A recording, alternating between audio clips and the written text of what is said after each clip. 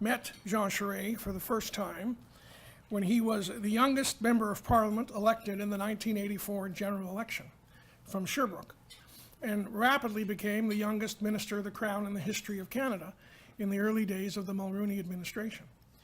He then became the Minister of the Environment, who Mulroney trusted to chair the Canadian delegation to the Rio Conference, global warming conference in 1992. And Jean Charest chaired that conference, and you can imagine the Canadian delegation was people from the provinces, people from the federal government, industry, labor, environmental groups, all of whom would have had slightly different perspectives on what Canada's position would be.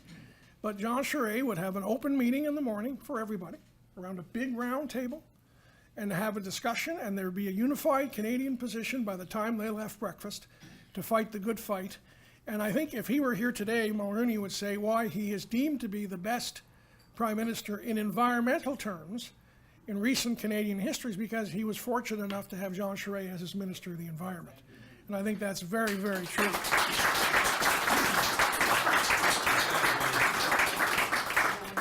Now, I have to fess up. I supported Jean Charest for leader of the Progressive Conservative Party of Canada in 1993. Obviously, my support didn't count for much because someone else won that leadership convention, quickly reducing the party from 158 seats to 2, which was a bit of a setback for the National Historical Party. But we were able to say, at least, that while other parties talk about gender equity, on election night 1993, we achieved a caucus that was 50% female, Elsie Wade, and 50% Jean Charest. So we had the moral high ground, if nothing else. That's all that was left. That's all that was left.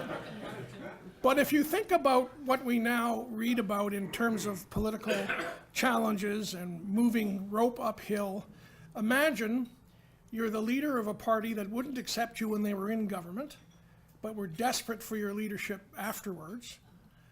The party was, in every context, bankrupt, fiscally. It had 2 members of the House of Commons, no official party status, and yet you had to find the way every day to build momentum, because democracy is based on people having a choice between viable national parties.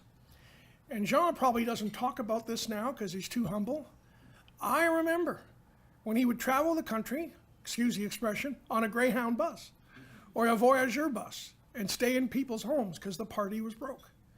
But that didn't slow him down, didn't slow down his commitment to serve the country. And I remember not only what he did to rebuild the party from 0 to 20 seats, which was nirvana in '97, I remember him standing with his passport in Phillips Square in Montreal before that very, very tough referendum in 1995, indicating why he would stand for Canada always and forever. And I believe, as I stand here today, that had he not done that in front of those thousands of people who came from all over Canada, including Donna and myself on the train from Kingston, God knows how that very close referendum might have gone and where we'd be today. So that's the kind of courage and decency and intellectual acuity that he represents. And as you talk about trade, reflect on this. There was one politician who said, we need a Canada-European trade agreement. And he went to Davos to make the case, long before anybody else on the European side or the Canadian side had decided that that was, in fact, a priority for this country. So you could not have a better individual to address you tonight before your important conference tomorrow. And we are honored to have Jean, because of all those other things I said, 3 back-to-back victories as Liberal leader and Premier of Quebec. It's all important. What's really important is he's a senior fellow at Massey College. Jean, after you.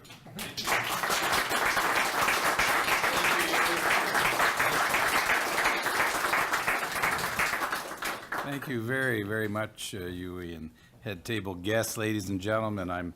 I'm honored to join you tonight, and it was at Larry's suggestion that I'm here with you, and I had an opportunity to chat with Joe before attending tonight to prepare for my speech and my introductory remarks. Initially, Joe had said to me, we want you to talk about the contribution of the private sector, and then to all these trade discussions that we've had over the years. And as we chatted and chatted, he ended the conversation by saying, why don't you ever talk whatever you want to talk about, which I'm going to do, and offer a few observations. But I want to thank you for hosting us tonight and your very generous introduction. And we miss very much people like you in politics today. We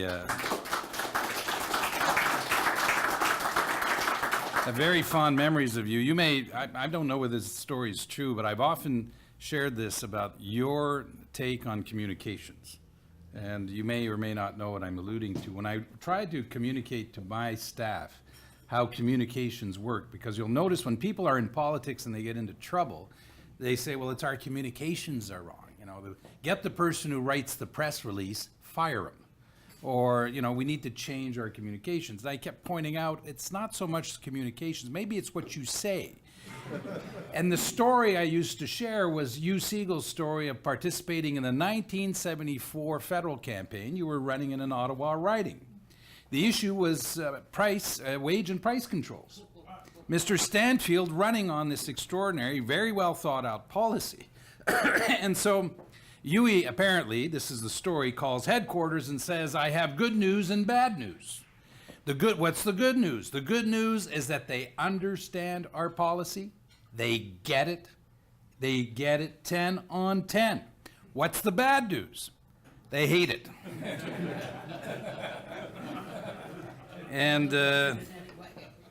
And you were right.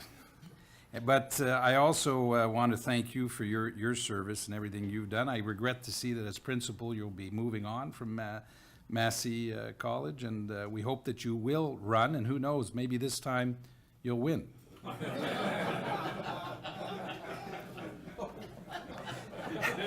That's an inside joke, folks, if you didn't. This is an interesting time to talk about trade, especially in Canada, and after the midterms, and in this extraordinary and very unusual environment in which we are living that none of us could imagine only a few years ago. And it isn't, by the way, just about the Trump administration. It's about what's happening all over the world. And for me, the story in its most recent episode probably starts after the financial or during the financial and economic crisis of 2008 and what transpired. But what's interesting for us, and let's say the people in this room, is how much we missed from what was actually happening. For me, the whole episode of the American election campaign and what's happening elsewhere is a real lesson in humility. Because I'm among those who never thought Donald Trump would get elected. I never in my lifetime, and including all the way up to the moment the polls closed, I never imagined that he could get elected. And by the way, the same is true for Brexit. The day before the vote on Brexit, I was invited to the French CBC to give an interview, and I courageously predicted that the Remain would win that evening, 55 to 45. I was not re-invited the next day.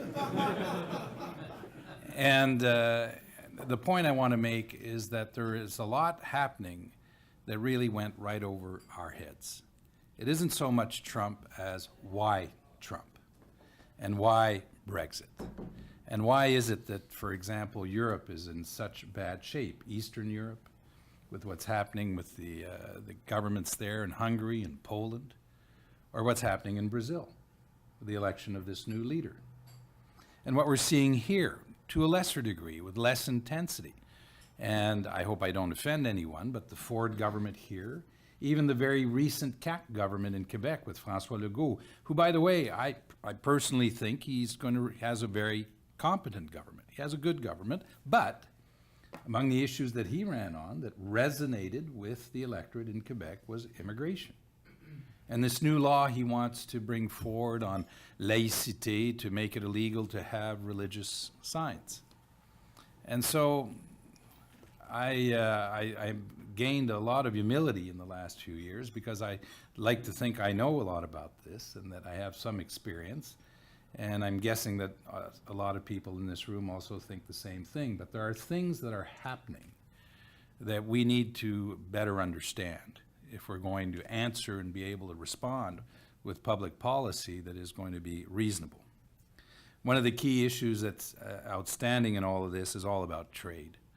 And for Canada, this is a very important issue for reasons you know well, but I just want to repeat, starting with the fact that we're only 36 million people, and we have a very high standard of living. If we don't have access to markets, we cannot maintain the standard of living we have. It is that simple. And if we look back in history, this country was created. The 4 provinces who came together initially were creating a market, and were responding to what was happening to the south. So it is a common trend throughout all our political history. In 1867, in 1854, the national policy of Sir John A., which had 3 components to it, by the way. Interestingly enough, I'd forgotten about that, but looking at notes, one of them was favoring immigration from Europe to Western Canada. And the other one was the railway. And finally, tariffs.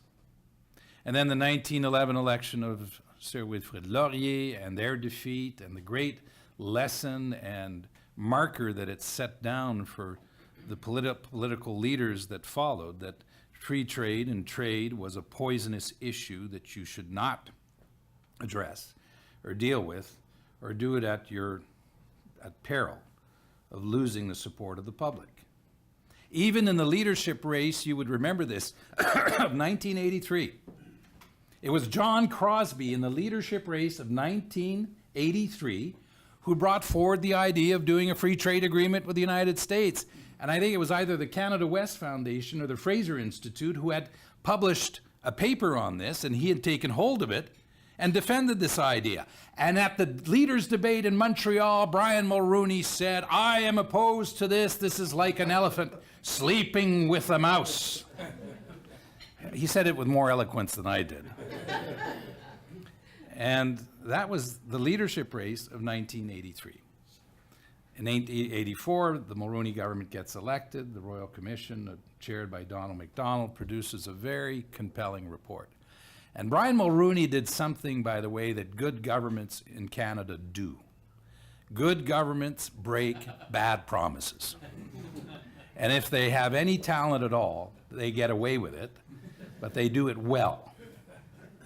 And I say this, but no sense of cynicism at all. When we run for office, and I've run a few times, you do make commitments. I'm not cynical at all about that. Parties in opposition, based on the information they have in good faith, make commitments. But we should always be, I think, blessed if we have governments who, once they're in power, are wise enough to accept that the facts were not as they thought they were, and that they don't implement bad policy for the simple sake of saying we had made a commitment during the campaign. Think of the GST and of NAFTA. And what that does, by the way, is not insignificant. What it means is that you get within government and within the country a continuity of public policy, as opposed to taking everything down and rebuilding it every time a government changes. And that strengthens the country, and it also strengthens our institutions. And so on the issue of trade, Canada has been, as we know, on different sides and different minds in regards to what it meant in regards to our sovereignty, in regards to the future and our prosperity, our relationship with Great Britain, which was the campaign that was led, I think it was in 1894, to take down or reduce the tariffs with Great Britain. But in the end, today, it's very clear to most Canadians, and the 1988 election campaign, I think, served as a great pedagogical exercise in that respect, so that Canadians would have a very real understanding that our vital interests depend on our access to markets. And so that is a big part of who and what we are. As I look at the country also, just a few remarks on who we are, which is worth remembering as we look ahead to what our options are. Here we are, founded by the French, the English, and First Nations.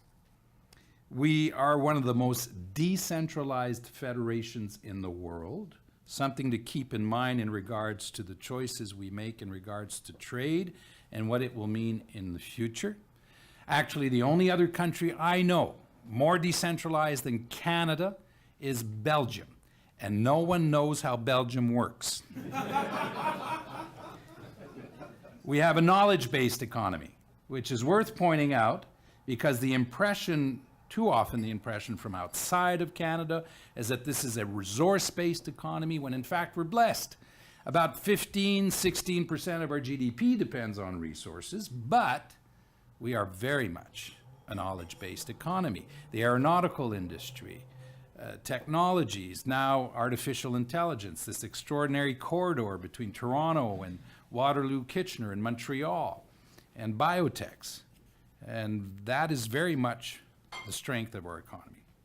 By the way, in the things I see in describing Canada, we have one of the best educated populations in the world. Now, if you were Premier of Quebec, you'd think it's exactly the contrary, because every day in the newspaper, we were criticized about our education system. And the Quebec students, by the way, are among those who do the best on the PISA tests internationally. One of the reasons why we do so well is because we're criticized every day in the newspapers about our education system, and we do pay attention. And we continue to pay attention, and we do not take it for granted that everything is fine because we believe it's important. But if you need one perspective on that, just think of what we have south of the border. For me, it is a real question on how the Americans will do in the next century with such a poor public education system, and how they'll be able to live up to the very high standards expected in the new labor market with an education system that frankly is embarrassing. Finally, the other thing, and there are many things that define us, one element is our ability to attract people. We are the country in the world that has the highest among the G7 of people not born in Canada that live here. They say in Toronto it's 48% of those who live here not born in Canada. Montreal 23%, Toronto 40%, 20% nationally. And the reason why it works probably best here than elsewhere, and I say best because there are many, many issues, is because any country who believes in immigration needs to understand how it works and how it has to rhyme with integration. And for integration to happen, you need people who come here who are very motivated to integrate, and on the other hand, a country who is very motivated to integrate them. Those are the two basic issues or basic conditions for success. And Mohammed, you would know something about that for the extraordinary work you've done for the people of Syria and Canada. Now, there are issues for Canada in regards to our economy as we look ahead. I'll name a few of them. Competitiveness issues on productivity, which is still fairly low. Productivity growth in the last 10 years in Canada has been anemic. We're too dependent on the United States as a market, and I'll talk a bit about that later. And it seems that we have a difficulty in getting big projects done in this country. And to the point where if you were to read the Wall Street Journal of the last 8 years, I am ready to bet that 80% of what was written in the Wall Street Journal in the last 8 years had the word Keystone in it. And that for us represents a major challenge. And that refers to the issues we have in regards to infrastructure. Demographics is an issue for us as we have a population that's growing older. The private sector plays a very key role in all of this. In every negotiations that I've witnessed, seen, the governments of Canada have always been very committed to working with the private sector, and John, you would know that. The sectoral committees, the SAGITs of the free trade agreements of 88 and then on to NAFTA in 94. But the winner of them all in regards to the role of the private sector had to be Sir John A. Macdonald in his national policy. Some of you may remember the extraordinary quote that he made, not that it would have crossed my mind to ever say something like this. It sort of went like this: may industry tell us what they want as tariffs, and we will do it. And he actually did. He did implement the tariffs as they were requested by industry. Now, let's look at this new world in which we're now operating. What we know about trade is quite interesting, and one thing that I think is important to remember is that it has been the locomotive of economic growth and the creation of prosperity in the world in the last 30 years. From 1987 to 2007, the average rate of growth of trade in the world was about 7.1%, well beyond the GDP growth of the planet during that period of time, from 1987 to 2007. And what is the result of that? Well, it's the extraordinary story of the emergence of Asia, of China in particular. But it's also hundreds of millions of people who have been pulled out of poverty. It has also allowed us to eradicate a number of diseases and to create an environment where people are better off today than they were. Globally, we are doing better. It's unusual to raise that because if you were to listen to the media, you'd think the contrary.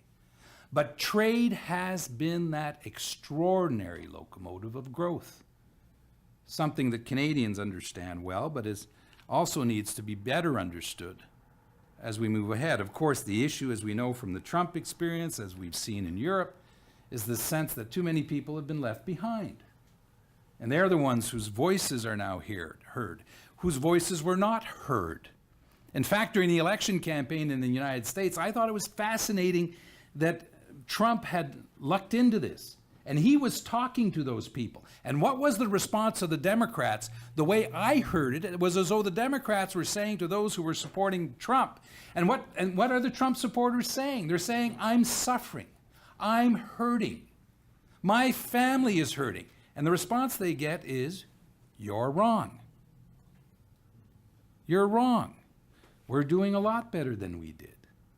Why was it that they lashed out with so much emotion when the other side is saying to them, you're wrong? When in fact what you're saying is, I've lost ground, I'm suffering, I'm poorer today than I was, I've lost my home. For us Canadians, and it explains why we didn't see this coming, because we came out of this financial and economic crisis in such good shape, we didn't fully appreciate what happened to our neighbors in the South. In fact, in Quebec, we came out of it very well because of the government of Jean Charest. Not that they appreciate it, because they're a bunch of ingrates.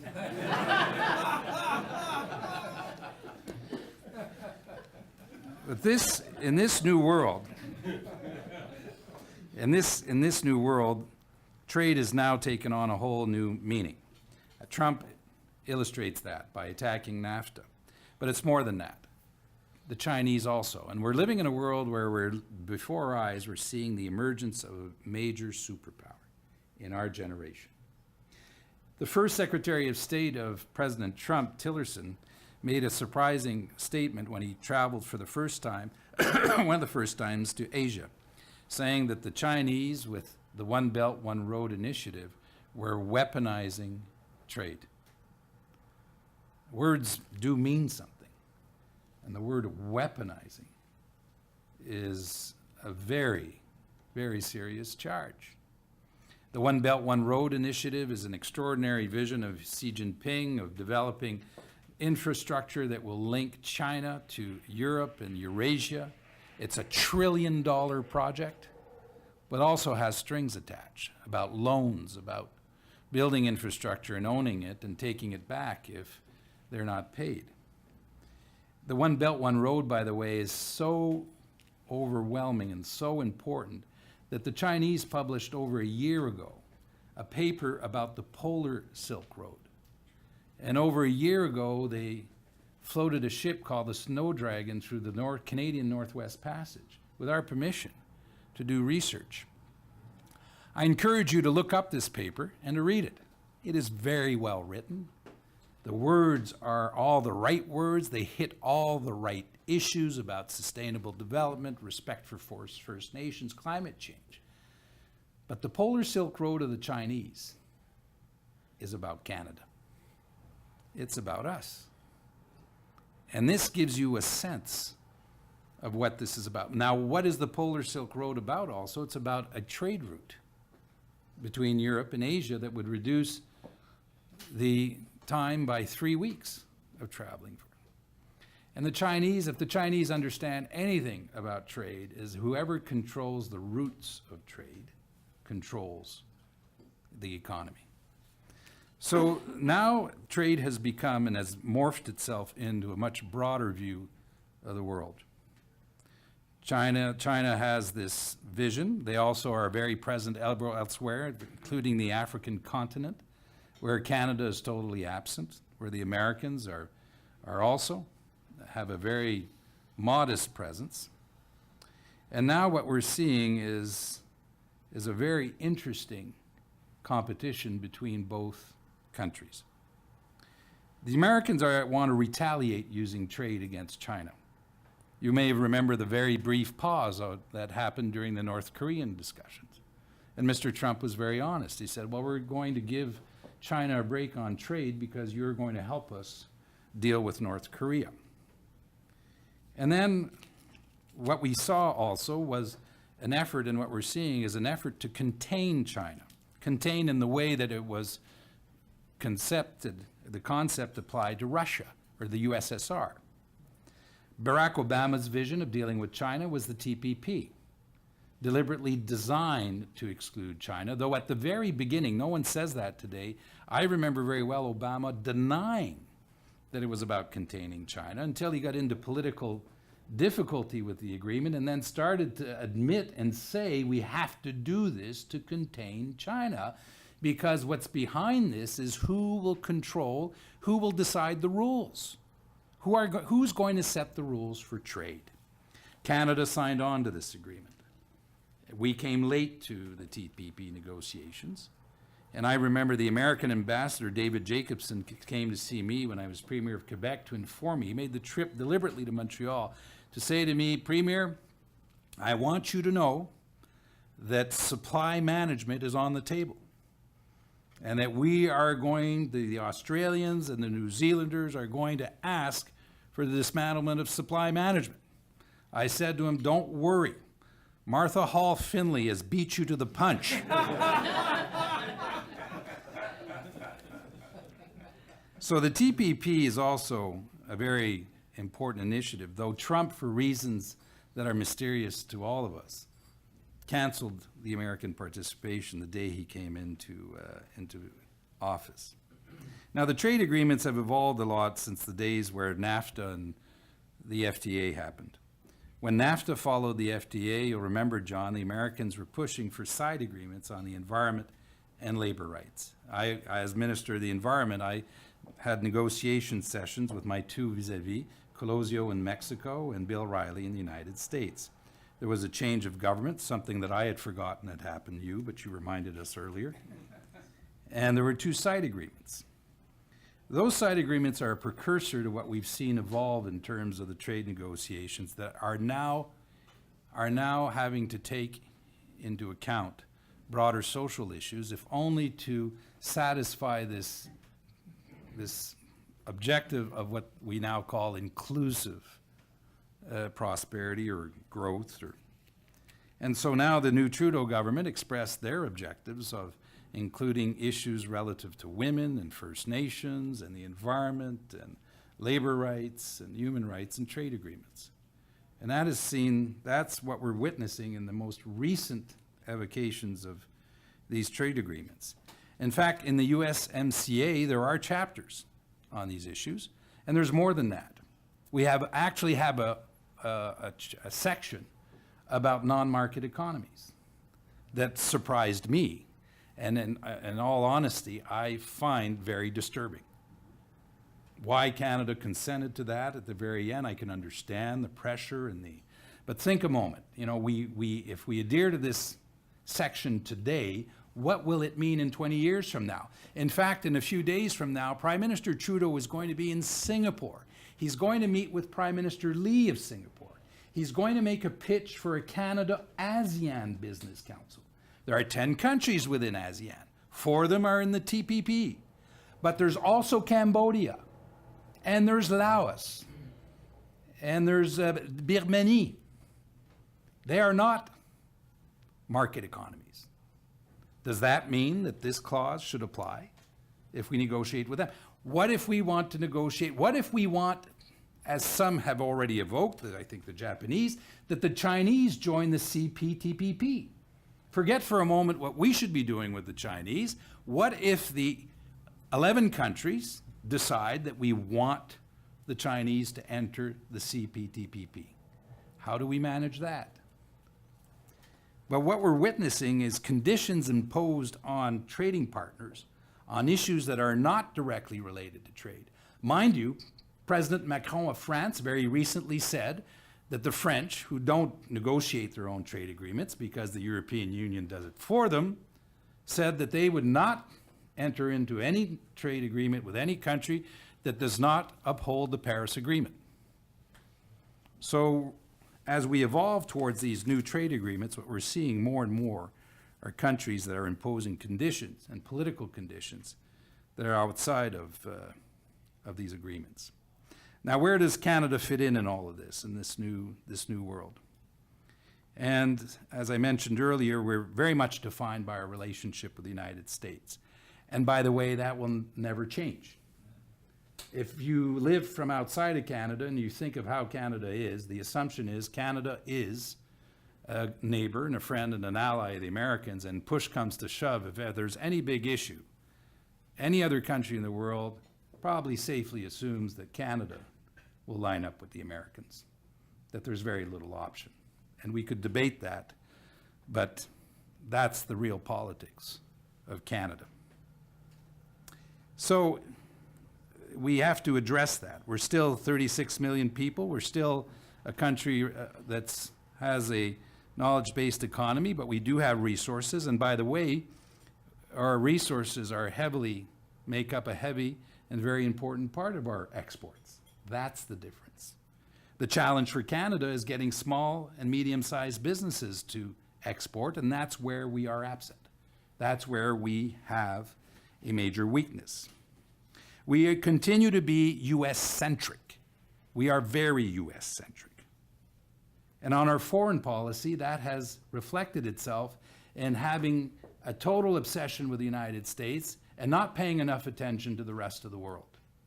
I can attest that we are absent in Africa. In Europe, we've done the Canada-Europe trade agreement, but only because we fought very hard for it. In Asia in particular, Mr. Trudeau's challenge next week is going to be to convince the ASEAN countries that we're serious, because we have not been present in that part of the world. We do not structure our relationships. We are not constant in our foreign policy. And for that reason, when we knock on the door of a zone like ASEAN and we ask them to devote resources and time and money to a major trade agreement, they have to think very hard about that, because other countries are knocking on the door, including Europe, and they have to ask themselves, do they want to conclude a trade agreement with a country that's 1.5% of the world's GDP, put all that energy and time with it, when they only show up every 2 or 3 years? So in that respect, we understand why we are US-centric in our foreign policy and trade. We get that. But surely we have enough intelligence and resources to be much more present elsewhere in the world. Showing up counts. And showing up is often 90% of the job. And so that will be our challenge as we look to diversify towards other markets. We also have to develop a different view of what trade is and use soft power to attract those new partners, ASEAN being an example of that. Our education system is a major magnet to attract students, as you would know. Our healthcare system.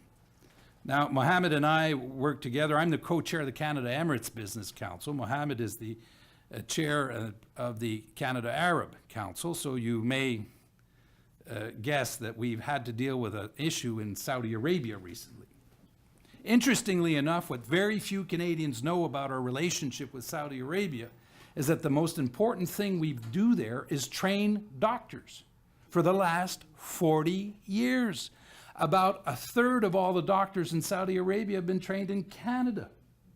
And that is much more significant than a tweet, with all respect. They come here, and by the way, they assume all the costs. We're not doing them any favors at all. Quite the contrary, they treat Canadian patients.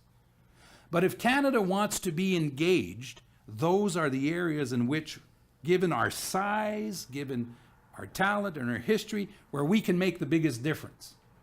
And I know very few people in the world or students who would not be attracted to Canada very spontaneously to study here. So those are things that we could do differently to enhance those relationships and structure the relationship. Let me use it that way. We need to structure our relationships in a way where we're not dependent on a single event or an episode, but we constantly maintain that relationship. As we've done in the United States, I think the Trudeau government's done well on the USMCA. Why? Because we have a very structured relationship with more than just the administration, but also with business leaders throughout the United States. Now, we need to focus on our strengths. There are areas that come to mind: agri-food, where Canada has a very strong branding, technology, the aerospace, aeronautical industry. I'm involved in a consultation on that. Think of that for a moment. Here we are, a country of 36 million people. We have 200,000 people who work in that sector. We have no internal market in the aerospace industry. There is no internal market. How do we continue to compete and maintain the expertise we have? If we didn't have it, we'd be fighting to get it. There's a very good example of areas in which we need to recognize our strength. Maybe do a little more what the Europeans do when they choose champions. The French do it very well. They go too far. French government has their finger in everything. But they are and they do recognize champions, and they do support them. We need to leverage, let me talk now about the United States relationship. They're our next door neighbor, friend, and ally, and now we need to leverage that relationship for the rest of the world. We are interesting for Europe when we do CETA because we're part of NAFTA. And we will convince ASEAN to enter into a trade agreement with us if they believe that we are going to continue to have access to the North American market. It is a very uncomfortable position for us to be in. But in the end of the day, that's the reality. So yes, we're right to focus and to work very hard to leverage that relationship and get it right. But we also need to be conscious of the fact that we need now to use it for the purpose of diversifying. And we need to change our administrative and bureaucratic culture on trade. I'll give you a very recent example before I conclude. I was in France recently delivering a very good speech about CETA. It was very good. I picked this up from Trump listening to it. I was going to say it's huge, but tremendous, huge. The customs officers of the French government were there. I thought this is interesting. They've taken their customs shop and they've turned it around into a concierge service. Think of our custom officers as being bureaucrats and filling in papers, and they watch and they try to catch you doing something wrong. They did a presentation to us that bowled me over. I thought this is incredible. They have a concierge service. If you show up, they will tailor-make an application for you, and then they service your business to go into foreign markets. Now, I think they're onto something. If we believe in trade, that's exactly the kind of thinking that we have to start with if we're going to be successful as opposed to policing.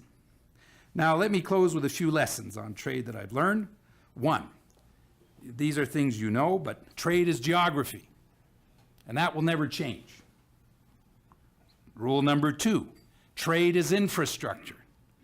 We cannot succeed at trade unless we have infrastructure to get our products there, and that's ports and airports and rail lines and pipelines. Number 3, trade is like house renovations. Any of you been through house renovations recently know what I'm talking about. If you do it on budget and on time and you're still with your partner at the end, you're very lucky. When we announced CETA, we thought it would take 2 years. No, not 2. We announced 2. We thought it'd take 4. It took 10. It is like house. And that, by the way, is when you are aligned and you agree on the same objectives. Imagine what it must have been for the Canadian team to negotiate with the Americans and they're not aligned on the same objectives. But trade negotiations are like house renovations. 4, if you negotiate with superpowers, always remember, they reserve themselves the right to interpret the rules, no matter what the trade deal is. That has been the Canadian experience with our American neighbor. By the way, it will be exactly the same thing with China, because superpowers behave as superpowers do, and we should be aware of that. In the end, you sign whatever deal you want. They are going to pursue their own interest, and that's why you need the trade agreement, so that you're able to protect yourself as much as possible as the smallest partner within this. Rule number 5, the smallest of the two partners often is the winner, because they are the one of the two that's the most nimble and able to take advantage of the bigger partner. I'll just quote to you what my dad said to me when I was very young that reflects that. He used to say to me, Jean, I don't care how good a poker player you are. And my dad was a good poker player. If you have $5,000 in your pocket and you're playing against Joe Martin, who's a bad poker player, and he has a nickel in his pocket, at the end of the evening, the best you can do is a nickel. He may get lucky and walk off with $5,000. So rule number 5, the smallest player has the most to gain. Finally, I want to give you the good news and the bad news. Let me start with the bad news. We learned this in CETA and NAFTA and the FTA. There's no one in the world who gets up in the morning and says, let's make a trade deal with Canada today. Or let's just make a deal. That just doesn't happen. And it's not a knock against the country.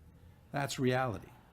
The good news is that our branding in the world as a country is so strong and appealing that if we knock on anyone's door, it will open and we will be welcome.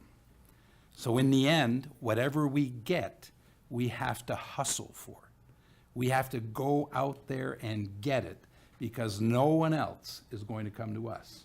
And the good news is that there's no one I know who's better positioned in the world to be able to succeed at better and wider and diversified trade agreements than Canada is today. Thank you.